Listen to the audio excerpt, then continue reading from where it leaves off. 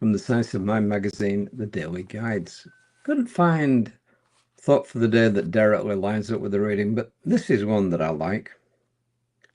Life is a big canvas. Throw all the paint on it you can.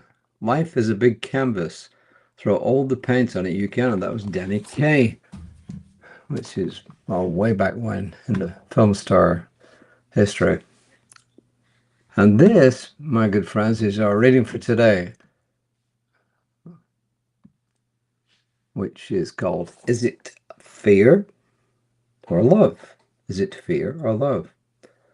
First quote is from John A. Shedd, and I did not look up John A. Shedd, but I know the quote, and I wasn't quite sure who made it. A ship in harbor is safe, but that's not what ships were built for. A ship in harbor is safe, but that is not what ships were built for. And Ernest Holmes says that intuition is spirit knowing itself. And that's actually from the Science of Mind textbook. It's on page 113, 1938 edition. And this is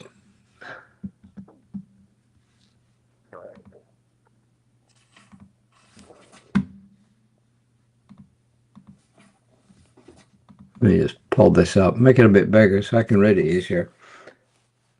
This is what Reverend Kelly Robbins has got to offer us for today.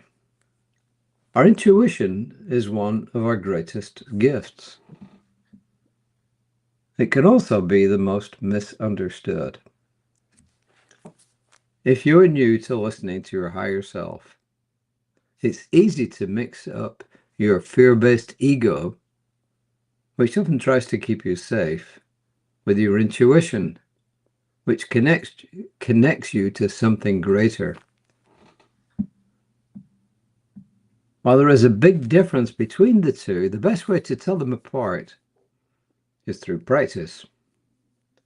Practicing helps you strengthen your intuition, and it makes it easier to know when fear is speaking.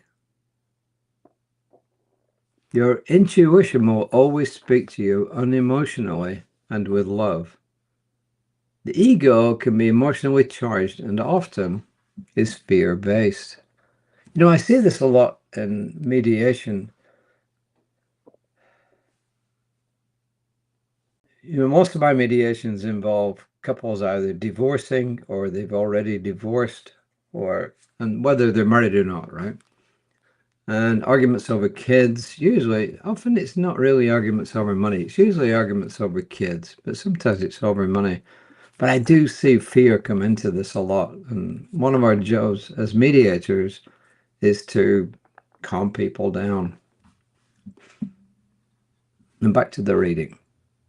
Ernest Holmes wrote, "We should think of our spirit as being some part of the universal spirit, and of our minds as open to the divine influx," and he capitalizes that. How do we train ourselves to be open to this divine influx? To be open at the top.